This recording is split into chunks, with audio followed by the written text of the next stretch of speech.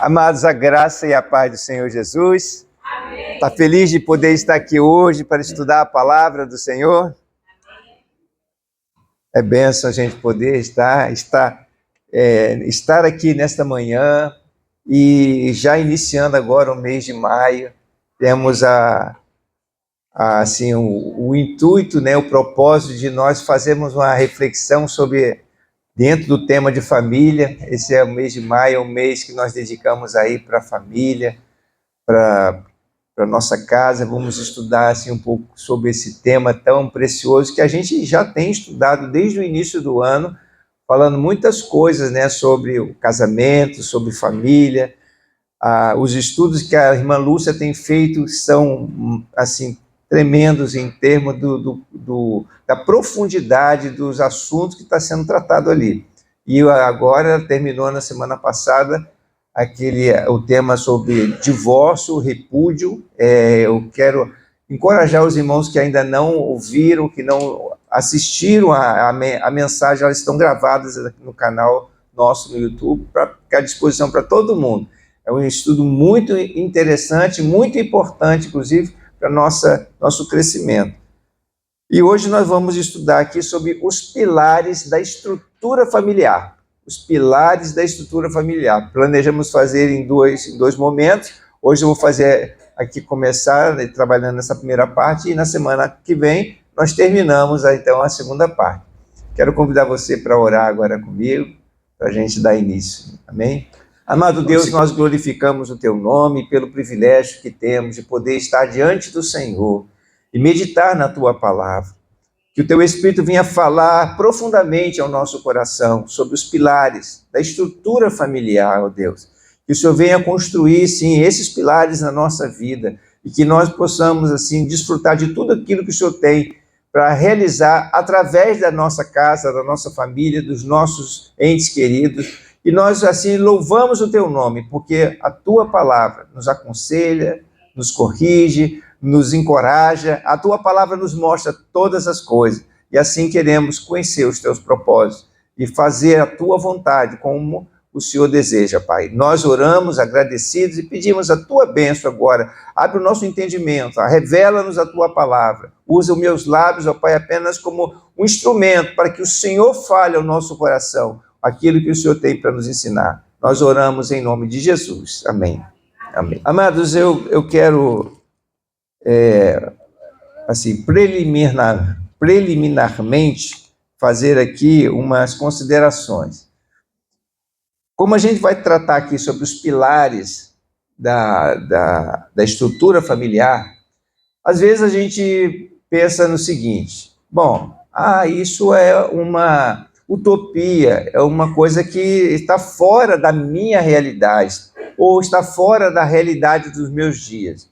Mas nós não podemos esquecer o seguinte: pelo fato de você já ter visto falsos profetas, pelo fato de você já ter ouvido revelações que não se cumpriram, milagres que não se concretizaram, isso não significa que não haja profetas do Senhor. Isso não significa que Deus não continue operando os seus milagres e as maravilhas do seu Espírito nos nossos dias, como foi no tempo passado. Deus continua o mesmo ontem, hoje e sempre. Amém? Então Deus, ele realiza os seus propósitos. E tem mais uma coisa: a Bíblia nos mostra a experiência de Jó. Jó, dentro da sua concepção, pelo fato dele ser uma pessoa íntegra, justa, correta diante de Deus, não passava pela cabeça dele que ele pudesse sofrer todo o dano que ele estava sofrendo. Quem já leu o livro de Jó, observa que ele ficava assim, inconformado. Como que eu estou vivendo essas coisas todas, se eu sou uma pessoa correta diante do Senhor, sou uma pessoa justa diante de Deus? Mas ele passou por um cadinho muito difícil. Os amigos que foram visitá-lo ainda tentavam condená-lo mais ainda, tentando inculcar na cabeça dele: não, você está passando tudo isso porque você tem alguma culpa, você tem alguma coisa que não te faz, que fez com que você estivesse sofrendo todas essas coisas. Porém, lá no final, quando Deus então se manifesta a ele, se revela a ele para responder aos seus questionamentos, ele diz, está escrito lá no livro de Jó 42, versículo 2: sei que podes fazer todas as coisas, nenhum dos teus planos pode ser frustrado. Nenhum dos teus planos pode ser frustrado. Ele entendeu, ele percebeu que nem tudo aquilo que ele imaginava, o fato dele ser uma pessoa justa, íntegra, correta, não significava o fato dele não ter experiências duras, amargas, difíceis, pelas quais ele estava passando naquele tempo, porque Deus permanecia o mesmo. E o Senhor... Desculpa.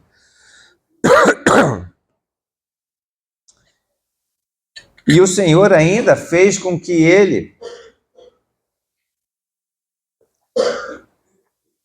O Senhor fez com que ele fosse mais abençoado ainda do que antes ele tinha sido. O Senhor prosperou, deu outros filhos para ele, e assim o Senhor restabeleceu tudo o que ele tinha e muito mais. Então, ele percebeu que, na verdade, a despeito das situações complicadas e difíceis, não significava que ele nunca ia passar, pelo fato de ele ser uma pessoa correta, que ele nunca ia passar por lutas e dificuldades, por problemas. Então, às vezes, nós aprendemos coisas com duras experiências na nossa vida, mas isso nos revela, nos mostra que realmente os planos do Senhor não podem ser frustrados. O Senhor, ele vai cumprir os seus propósitos. Deus vai realizar os seus objetivos. Talvez não da maneira como você está pensando, da maneira como você quer. O que eu quero dizer com isso? Hoje nós temos, em termos de família, uma estrutura muito distinta, muito diferente daquilo que foi em tempos passados, onde a gente via o pai, a mãe, seus filhos e tudo bonitinho, funcionando, e quando alguma coisa fugia a esse propósito, ou fugia a essa configuração, fazia assim, algumas pessoas eram até repudiadas, eram tratadas assim com muita...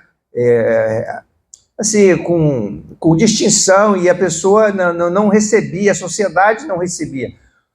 A irmã Lúcia até compartilhou aqui conosco que quando lá no passado ela passou, infelizmente, pela experiência do divórcio, foi algo assim muito marcante, que algumas pessoas assim excluíram ela de várias coisas, de várias situações, e quando não entendia ou não aceitava aquele tipo de coisa. Hoje nós temos em famílias pais que vivem separados uns dos outros, uns vivem sozinhos, outros vivem filhos alguns que vivem com seus pais, outros vivem com o pai, ou vivem só com a mãe, porque são de pais separados, ou filhos que são criados por mães solteiras, que não têm nenhum casamento, outros são criados por parentes, por avós, por tios, pessoas que... Nós temos isso na nossa sociedade hoje. É uma sociedade assim bem diferente daquela tradicional que nós tínhamos, a concepção mais assim no tempo mais antigo, no tempo passado. No entanto, eu quero dizer para você que as estruturas, os pilares da família, eles permanecem com os mesmos propósitos de Deus. E o fato de nós termos uma estrutura hoje tão distinta, tão assim, divergente até dos planos e dos propósitos de Deus, os planos do Senhor não podem ser frustrados. O Senhor vai cumprir os seus propósitos. O que nós precisamos é entender que fundamentos são esses, que pilares são esses. E andar em conformidade com o propósito do Senhor, entendendo qual é a direção de Deus e nos esforçarmos para andar no conselho do Senhor, porque aí é onde há bênção na nossa vida. Então, eu quero inicialmente falar aqui como era no princípio, né? A origem do casamento. Por que o casamento? Eu vou convidar vocês para ler aqui comigo Gênesis, no capítulo 2, verso 18. Vamos entender a gênese do casamento. Como é que começou essa ideia do casamento? Por que o casamento? Eu já estou começando a falar do primeiro pilar da estrutura familiar. Uma estrutura familiar, ela começa com o casamento. Lá em Gênesis 2,18 diz o seguinte: então o Senhor Deus declarou: não é bom que o homem esteja só. Farei para ele alguém que o auxilie e lhe corresponda.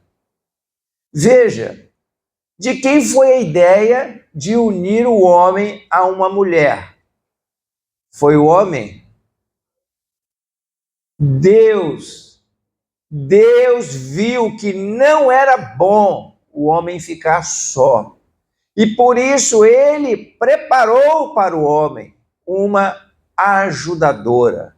Alguém, eu gosto muito dessa versão aqui, nessa tradução, na Nova Versão Internacional, porque ela passa-se o sentido da palavra como ela é realmente no original, falando aqui, alguém que lhe auxilie e lhe corresponda.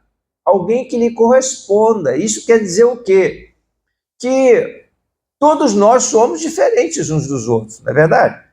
Mas acontece que tem outras coisas que nos unem. Muitos até ensinam, né? A psicologia fala que os opostos se atraem, né?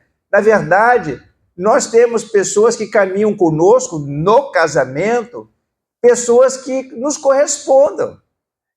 Quando eu me uni a Miriam pelos laços do matrimônio, eu vi que ela se identificava comigo e eu me identificava com ela.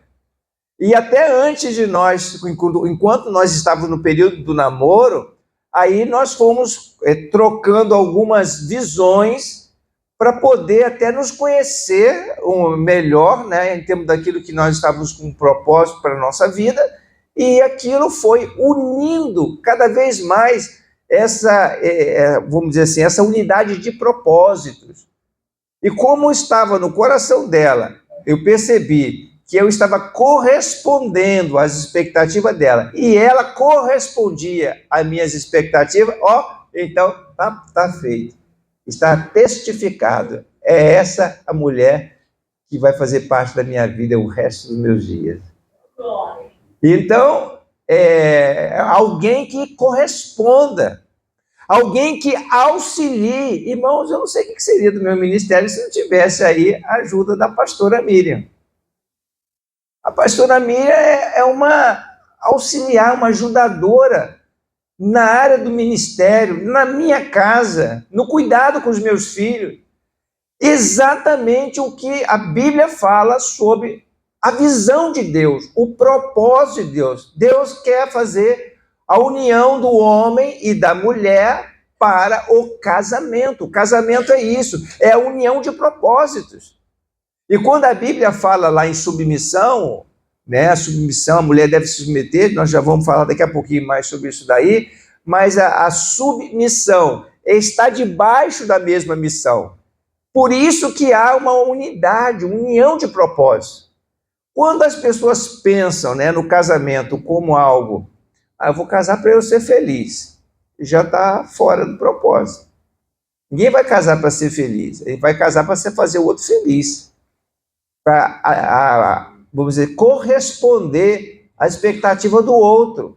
Essa visão de casar só para atender a sua expectativa é uma furada, isso é orgulho, egoísmo. E isso não está dentro do propósito de Deus. Então, o casamento, ele é o quê? Uma união de propósito, porque Deus viu que não era bom para que o homem caminhasse sozinho. E nem a mulher, evidentemente, quando fala aqui do homem, está falando tanto de um quanto do outro. Há casos que as pessoas ficam solteiras toda a vida, outros não se casam, e etc. Isso aí, a Bíblia mesmo, Paulo explica que cada um foi chamado, ele falou assim, que é bom que o homem não toque mulher, porque estava falando sobre a questão da imoralidade, naquele contexto. Mas ele falou assim, é melhor que se casem, porque não ficar em fornicação e coisas dessa natureza.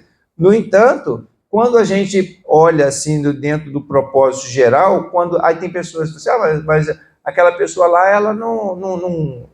ela resolveu não se casar para se dedicar mais à obra do Senhor, para realizar o propósito de Deus. Então, se Deus chamou ela e ela tem uma chamada específica do Senhor para viver dessa forma, que Deus abençoe. Deus assim chamou alguma pessoa, mas não é assim na regra geral. Deus não chamou todo mundo para ficar solteiro para se dedicar a Ele, porque Ele viu que não era bom que ele ficasse só. Por isso que o Senhor colocou alguém que lhe corresponda, a pessoa que fosse ajudadora. Aqui em Malaquias, no capítulo 2, do verso 13 ao verso 15, diz assim, antes de ler Malaquias, eu quero ler outra coisa aqui, ainda falando sobre o casamento. Está lá em Hebreus, no capítulo 13, verso 4. O casamento deve ser honrado por todos. O leito conjugal conservado puro, pois Deus julgará os imorais e os adúlteros. O casamento é algo digno de honra. Deus honra o casamento. E diz aqui as Escrituras que o casamento deve ser honrado por todos.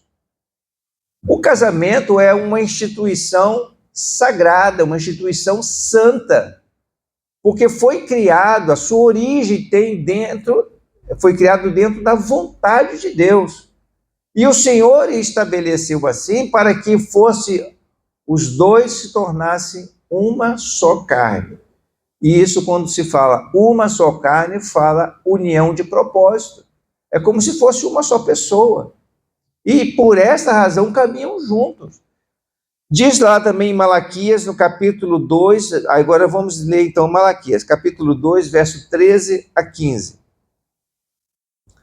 A outra coisa que vocês fazem, enchem de lágrimas o altar do Senhor, choram e gemem, porque ele já não dá atenção às suas ofertas, nem aceita com prazer. E vocês ainda perguntam, por quê?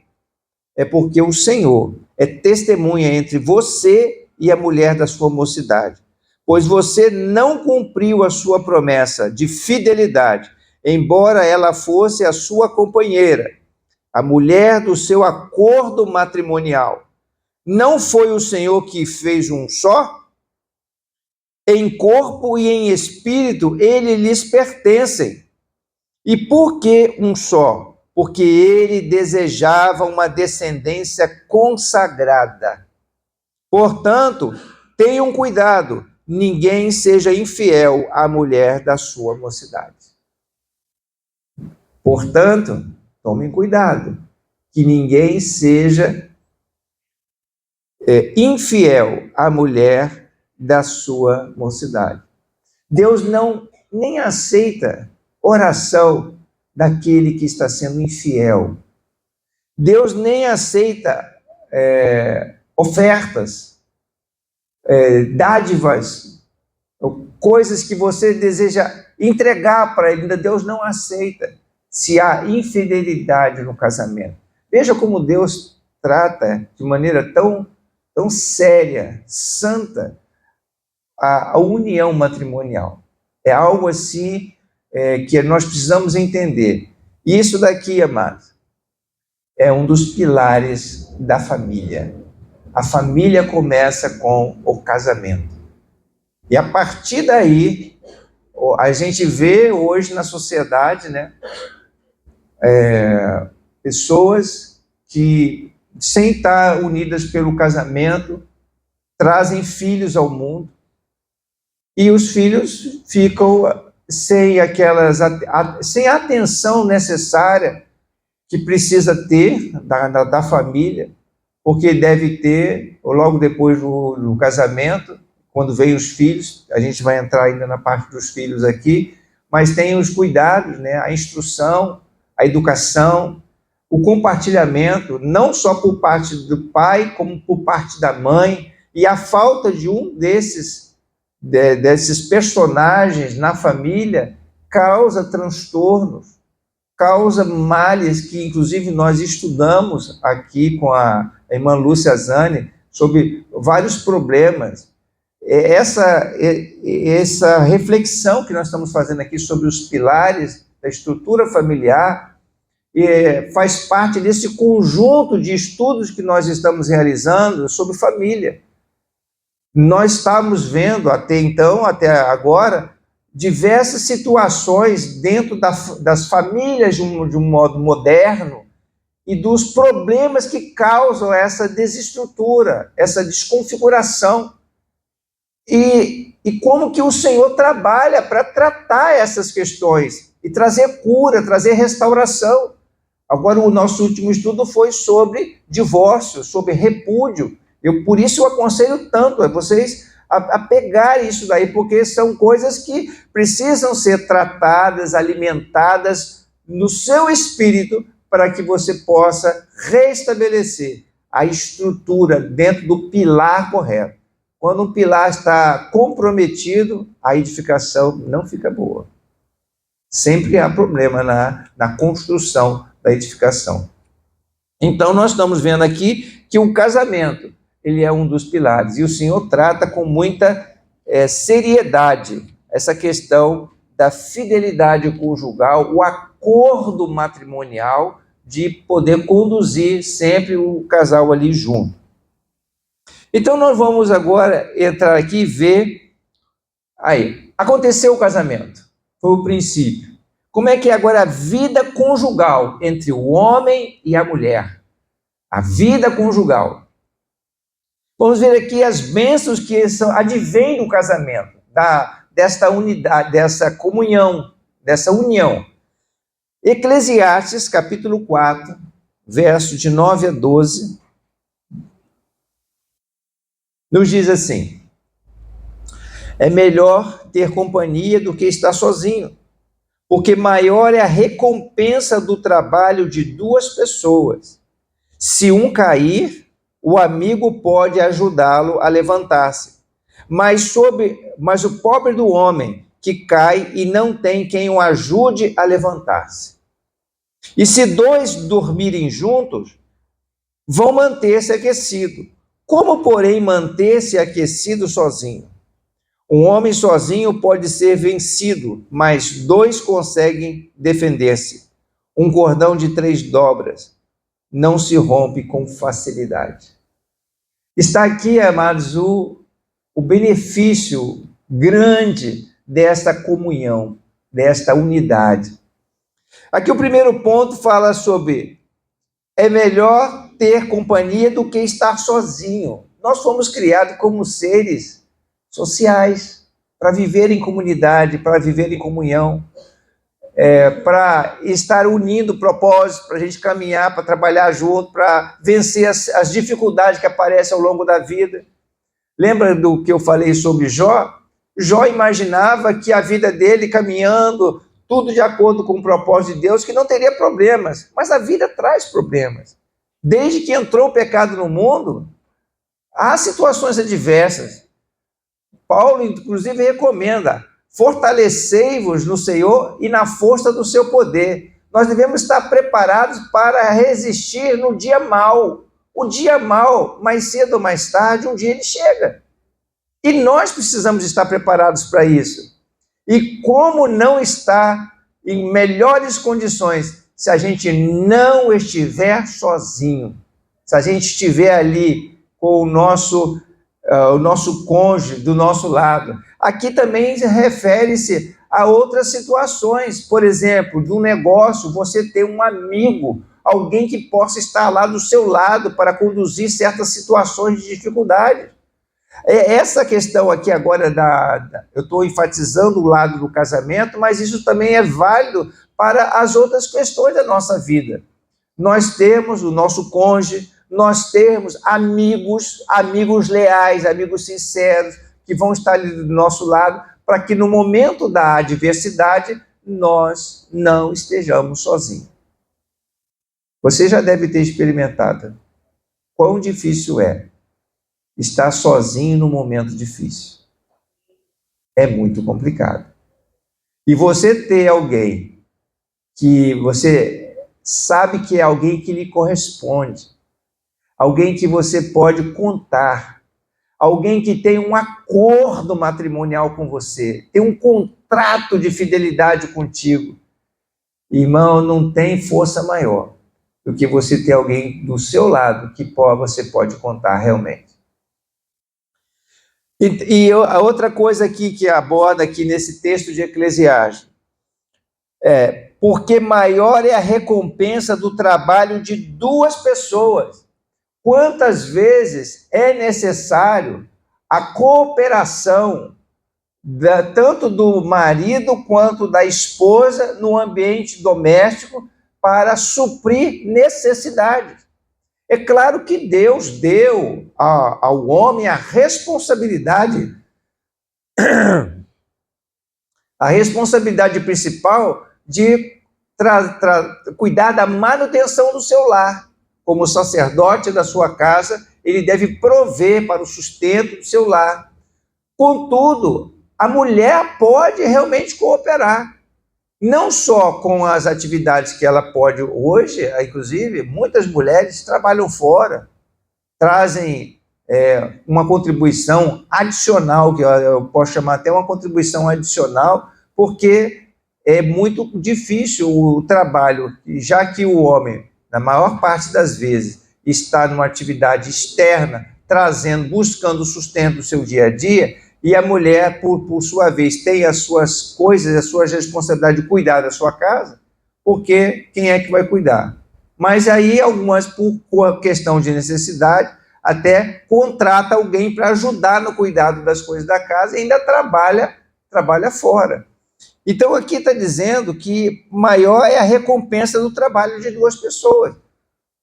Se um está tendo condições de trabalhar fora e o outro cuidar das coisas domésticas, das coisas do lar, já está sendo uma cooperação mútua. Tem que haver cooperação de todos os lados. Tem que haver contribuição nesse particular.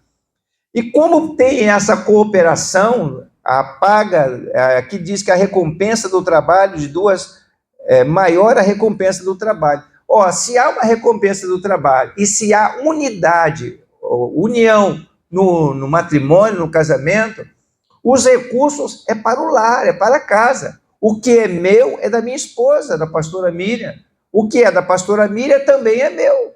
E nós não temos essa questão de separar as coisas. Não, aqui é o meu dinheiro, isso aqui é o seu dinheiro. Ora, o casamento é a união de todas as coisas. É a união dos nossos compromissos, é a união das nossas finanças, é a união dos nossos bens. É nosso, não é mais a questão do meu carro, ou o meu dinheiro, a minha conta bancária. Não, nós temos a nossa conta em conjunto. Às vezes, por questões operacionais, né, a gente, até bem pouco tempo, eu pedi para que a pastora Miriam abrisse uma conta em nome dela para ela poder fazer as transações que ela precisa, para não misturar com os nossos recursos em conjunto que a gente tem numa conta que nós temos em conjunto. Teve um dia aí que ela até recebeu um valor, eu recebi um valor de crédito, né, de uma irmã aqui na igreja, que colocou um valor na minha conta. Aí eu falei assim: oi, irmã, a senhora esqueceu, ao invés de botar a oferta, seu dízimo na conta da igreja, botou na minha conta pessoal. Aí você, não, pastor, não fiz depósito na sua conta, não. E tinha lá, estava registrado lá. Aí depois eu fui ver que ela tinha mandado, na verdade, um valor da União Feminina, uma coisa assim, para a pastora Miriam.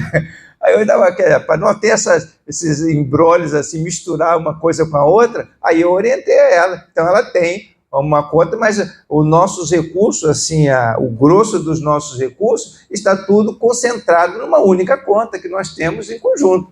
Agora, necessidades, que não tem, que é meu dinheiro, seu dinheiro, não, tudo ali é nosso para a gente poder administrar junto, para conduzir junto. Se um cair, ele pode ajudar a se levantar, mas a pobre do homem que cai e não tem quem o ajude e se levante. Quantas vezes eu já passei por situações que eu estava me sentindo lá embaixo, eu estava com dificuldades emocionais, e eu tive ali a minha esposa do meu lado para dar assistência.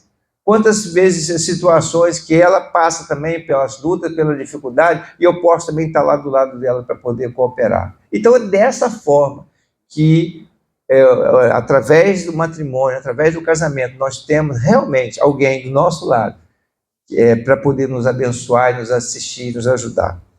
Também em Provérbios, no capítulo 5, no verso 18 e 19, veja aqui o que está escrito em Provérbios. Salomão, homem sábio, trouxe a sabedoria do alto, né? Veio aqui e nos trouxe essa pérola. Seja bendita a tua fonte, alegre-se com a esposa da tua juventude, gazela amorosa, corça graciosa, que os seios da sua esposa sempre o fartem de prazer e sempre embriaguem os carinhos dela. Irmãos, aqui está falando sobre sexo, aqui está falando sobre a união da intimidade que há no casamento. O casamento é um lugar de delícias no que diz respeito à área emocional, na área da intimidade. Alguém vai falar assim, mas o pastor está falando na Bíblia sobre sexo, sexo não é pecado. Sexo é pecado se fora do casamento, ou na imoralidade que o mundo tem colocado aí, as coisas que o mundo tem colocado. Mas na Bíblia, você já leu o livro de Cantares? Quantos já leram o livro de Cantares aí? Levanta sua mão. Cantares é um livro maravilhoso para o casal. Fala sobre toda a área da intimidade. Tipo um romance maravilhoso, poético. É um livro poético que trata sobre as carícias, o que ocorre dentro do casamento. E isso daqui, irmãos, é algo que são bênçãos dentro do matrimônio. Quando isso aqui não acontece, nós vamos ver aqui lá em Coríntios, traz problemas para dentro do casamento. Quando não há, a irmã Lúcia, no estudo aqui falando sobre o repúdio, né, que uma das formas de repúdio é quando o casal não tem relações sexuais, não tem relação de intimidade, não tem carinho um com o outro. Aí a coisa vai se distanciando, vai se esfriando e começa a trazer problemas. Aí o homem ou a mulher começa a olhar, porque vem os desejos e tal, e começa a cair em pecado com outras pessoas que, quando deveria, como diz aqui Provérbios, seja bendita a tua fonte, alegre-se com a esposa da tua juventude, e não buscar nada fora. Não tem que buscar as coisas lá para o lado de fora. Isso tanto por parte do homem, quanto também por parte da mulher. Vamos ver aqui 1 Coríntios, no capítulo 7, verso 4 e 5. Olha só o que Paulo diz aqui, um alerta aí. A mulher não tem autoridade sobre o seu próprio corpo, mas sim o marido. Da mesma forma, o marido não tem autoridade sobre o seu próprio corpo, mas sim a mulher. Não se recusem um ao outro, exceto por mútuo consentimento e durante certo tempo, para que se dedique à oração. Depois, unam-se de novo, para que Satanás não os tente por não terem domínio próprio. O que Paulo está dando aqui de recomendação? Ora, as relações de intimidade não podem cessar no casamento. Não pode parar. Porque o homem não tem domínio, não tem, vamos dizer assim, é o meu corpo, eu não estou afim, não quero. E nem a mulher. Mas eles, a não ser por mútuo consentimento. Tem épocas que não deve ter relações de intimidade, como o período por que passa a mulher, por exemplo, o período da menstrual, e tem outras coisas que a palavra de Deus recomenda que não faça. Ou então, um está fazendo consagração, está no período de consagração para se dedicar à oração e tal, aí nesse período não tem relações de intimidade, mas é por um período, e quando há mútuo consentimento, para que não haja o quê? A interferência do inimigo aí exatamente. Quando o diabo, irmão, só entra quando abre brechas. O inimigo vem na nossa vida, apesar dele ser um intruso, ele ser alguém que é o ladrão, ele arromba e não pede licença para poder entrar, mas, na verdade, muitas das vezes o inimigo está agindo num casamento, está agindo numa união, está agindo no meio de uma família, porque é dado brechas, ou seja, abre portas para que o inimigo faça. E aqui está uma das portas graves. A mulher está sempre, por exemplo, vamos dizer assim, se reservando, não fica de birra, de greve, né, com o marido, aí não dá consentimento para o marido. Ou vice-versa, o marido está com birra da mulher e não busca a mulher para ter as suas relações de intimidade. E isso abre brechas para Satanás. Aí é onde a gente vê, surgem os casos de fornicação, de adultério. Aí lá na empresa onde a pessoa trabalha, tanto o homem quanto a mulher, fica ouvindo aquelas coisinhas, né, do sexo oposto com intimidade e tal, e agora até os homoafetivos, né, que começam a cair em cima, tanto do homem quanto da mulher, para roubar e destruir relações. Então a gente precisa ter muita atenção a isso, porque é nessas brechas que o diabo entra para poder causar destruição. Então, eu estou falando aqui sobre fundamentos, bases dos pilares da estrutura familiar, e o casamento é um dos pilares, é o principal pilar do casamento. E se o inimigo consegue destruir a relação conjugal, aí começa a ruína. Aí começa toda uma série de problemas e dificuldades na construção dessa família. Vamos ver aqui também Efésios, capítulo 5, versículo 22 a 25.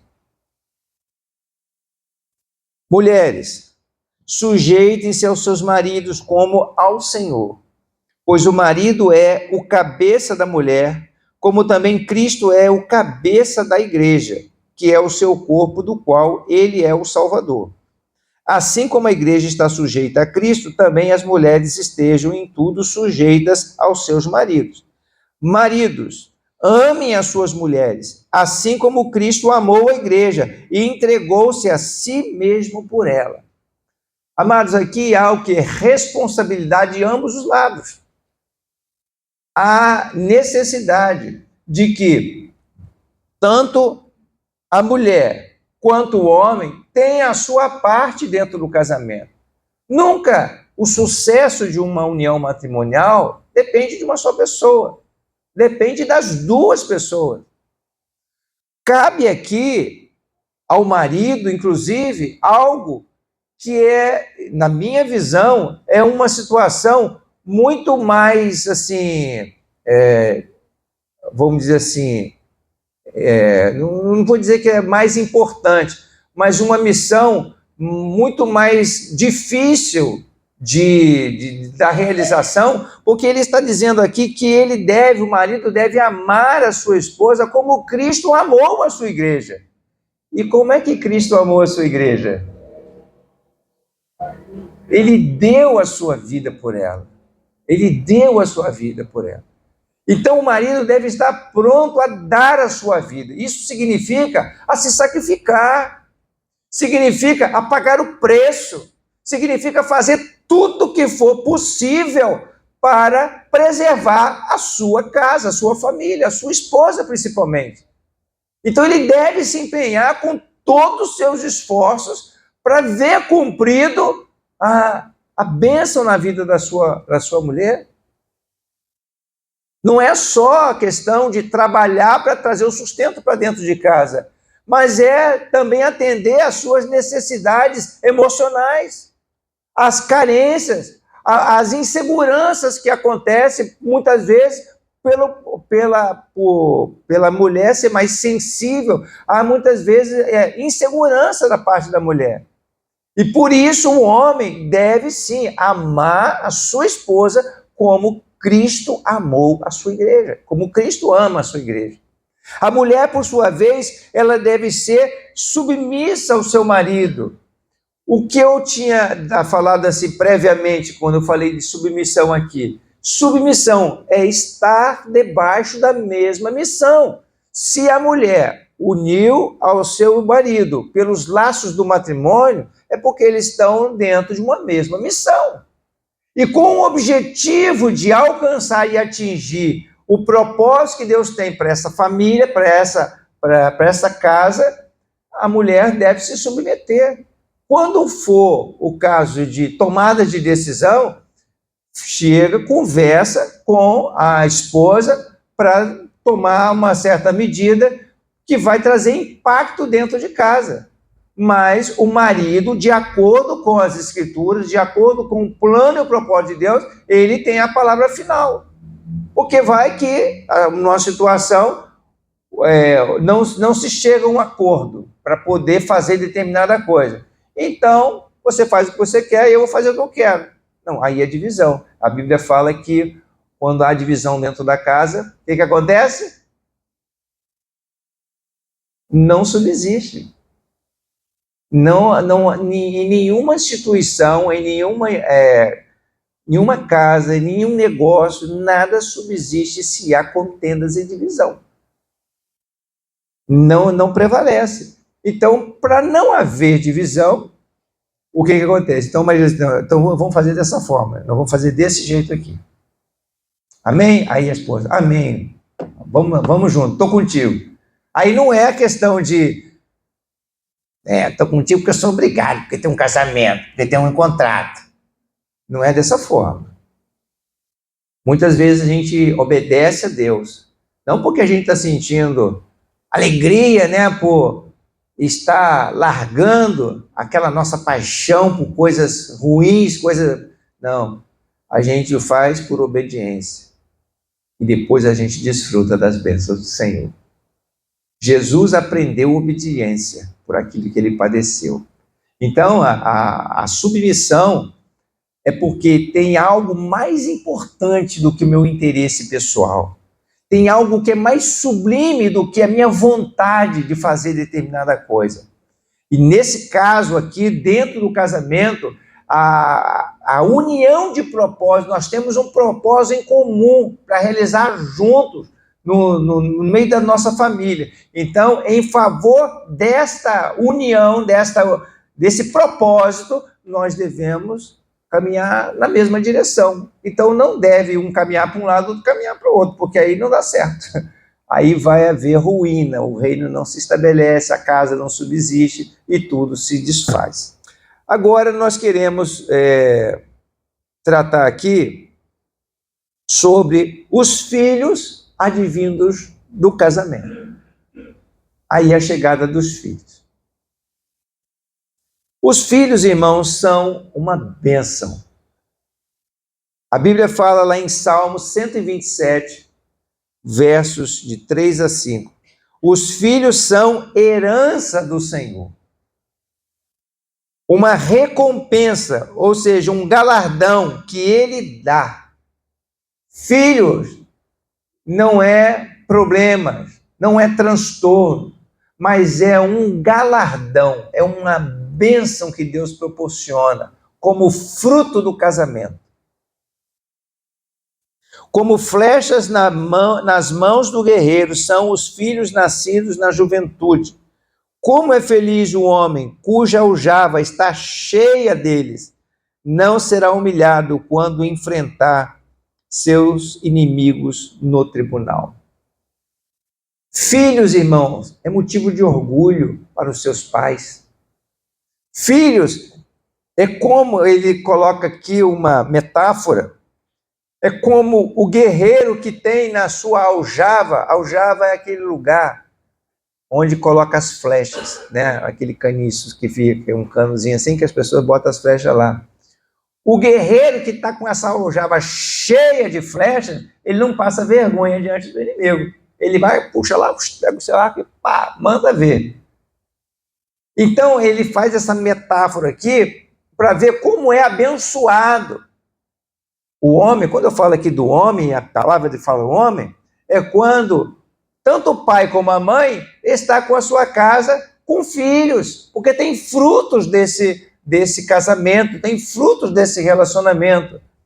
E esse fruto veio de um casamento e não de uma relação fora do casamento. Porque isso aqui nós estamos falando do pilar, do fundamento, como que deve acontecer. Ninguém deve estar procurando criar e fazer filho. Deus não falou para crescer e se multiplicar, então vamos multiplicar, vamos fazer filho por aí. Não, isso não está dentro dos fundamentos da palavra. Filhos que advêm do casamento, e isso sim, estão de acordo com o propósito de Deus.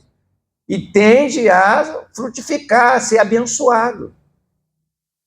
Depois nós vamos falar sobre a questão da família quando não tem filhos fora do casamento ou filhos que vêm do outro casamento. Depois nós vamos chegar nesse ponto aí. Vai ficar para a semana que vem. Porque aí alguém vai falar assim, poxa, pastor, então você não quadro disso, não. O meu casamento, a minha casa, não está totalmente fora desses pilares. Então não tem jeito. Tem jeito sim. Nós vamos chegar lá. Calma aí, vamos chegar lá. Então, os filhos são herança. Ou seja, a gente é como fruto daquela união que o Senhor está trazendo para proporcionar bênçãos na nossa vida. Diz lá em Efésios, no capítulo 6, no verso de 1 a 4. Filhos, obedeçam seus pais no Senhor, pois isto é justo. Honra teu pai e tua mãe. Este é o primeiro mandamento com promessa, para que tudo te corra bem e tenhas longa vida sobre a terra.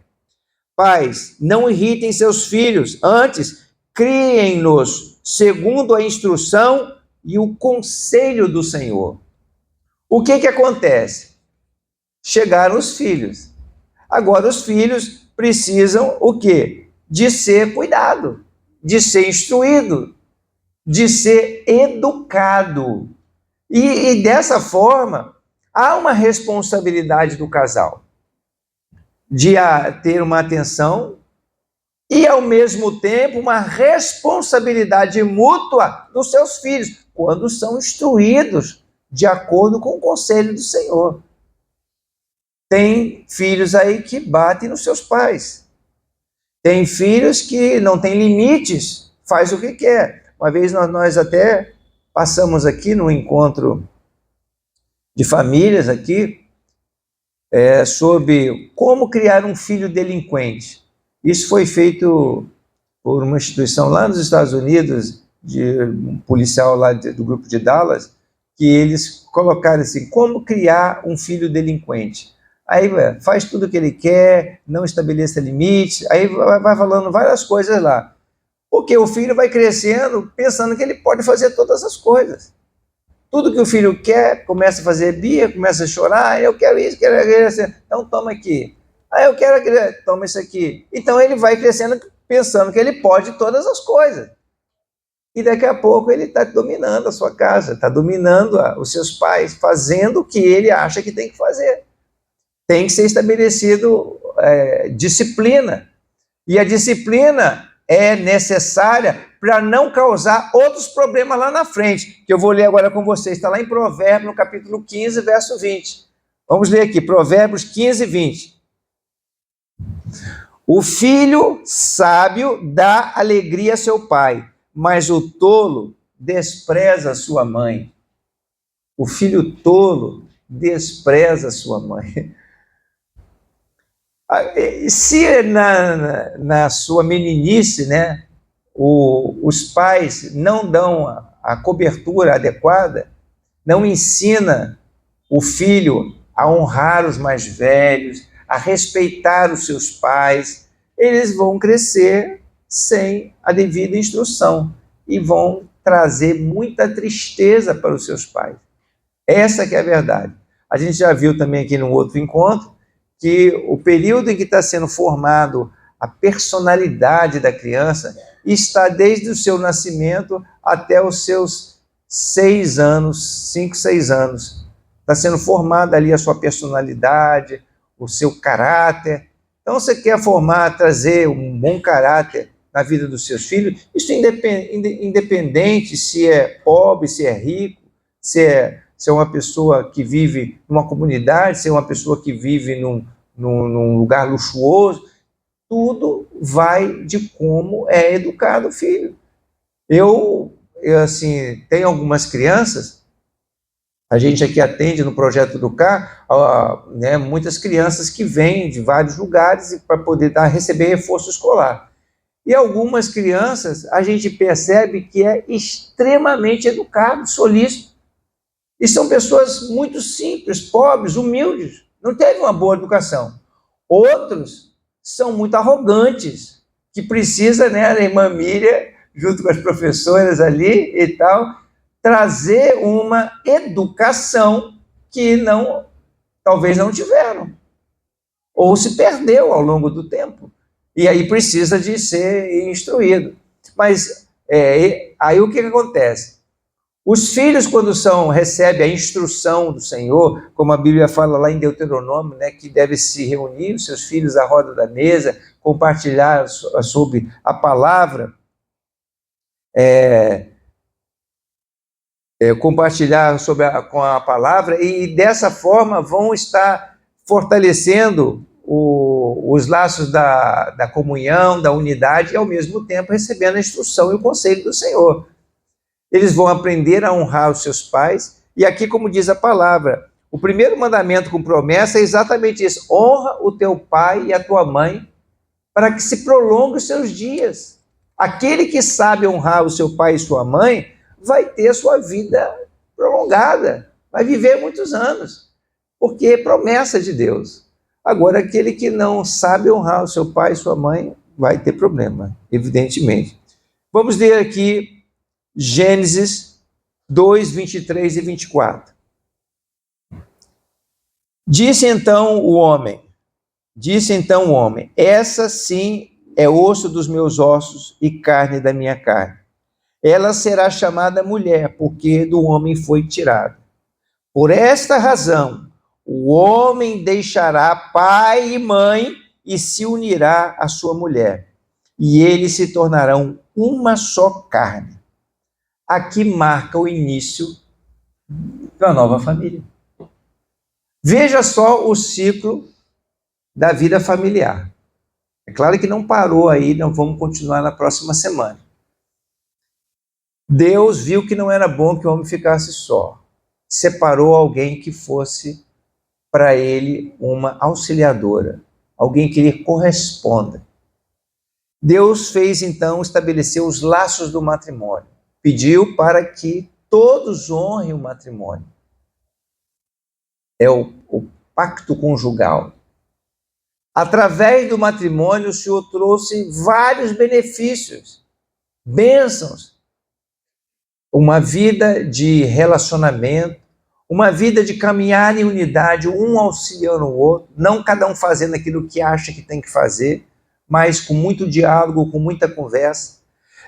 Uma vida que está, nas horas difíceis, dando apoio um ao outro, amando. O marido, então, amando como Cristo ama a sua igreja, e a mulher procurando respeitar, honrar o seu esposo, submetendo-se àquilo que ele fala lá como palavra final, porque está ali, estão debaixo de uma mesma missão.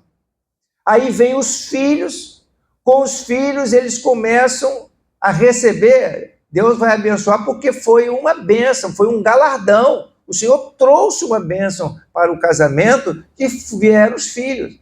E os filhos começam a ter também aquele cuidado que os pais têm com eles, de ajudá-los na instrução, tanto o marido quanto a mulher. Quando se fala ajudar na instrução, se fala acompanhar a vida dos seus filhos. Acompanhar de que forma?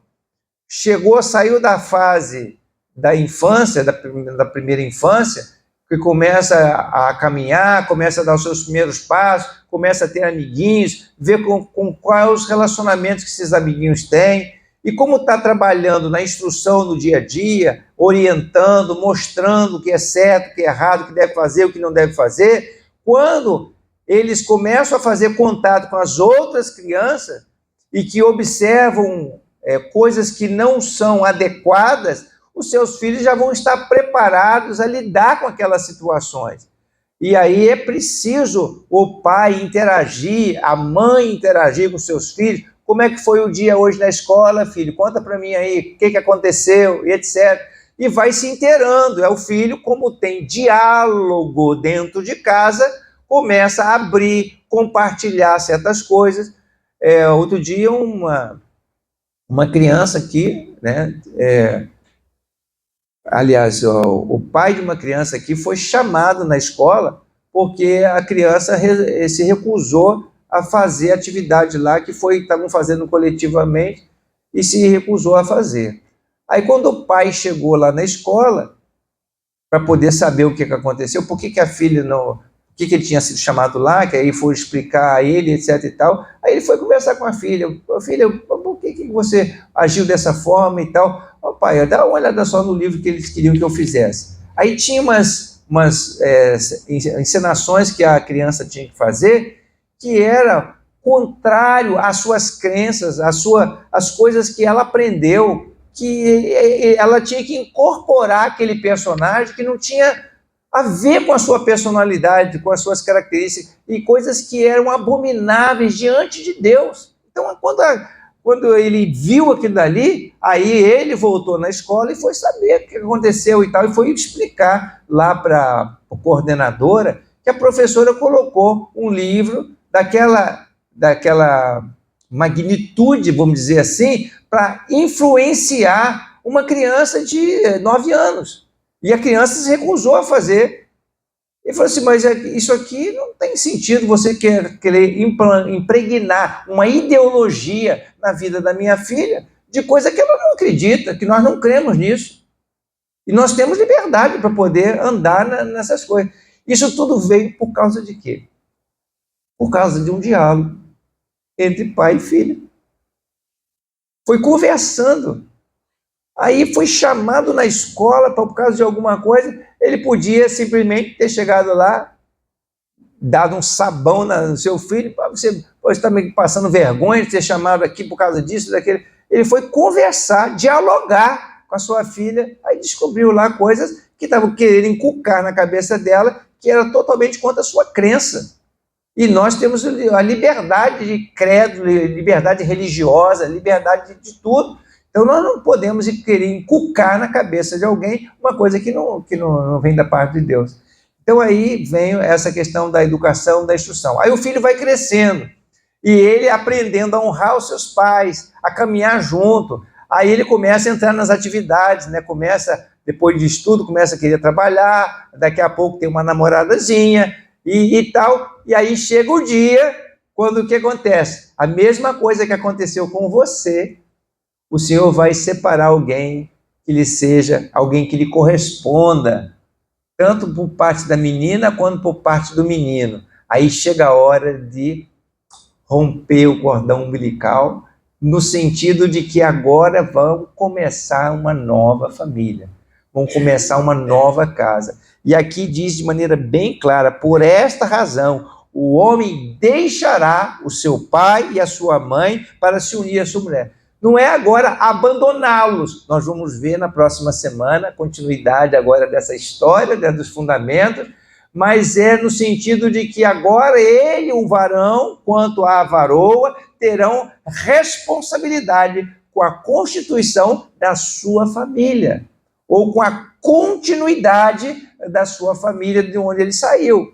E por essa razão, agora as conversas dos objetivos, dos propósitos, não vai ser de acordo com o que a mamãe quer, ou de acordo com o que o papai quer, mas é de acordo com o que Deus preparou para aquele casal, e não mais com a influência da mamãe, da sogra, do sogro, daqueles que vieram lá de trás, porque agora Deus está constituindo aí uma nova família, uma família que eu falo, uma nova casa que vai dar prosseguimento àquela que começou.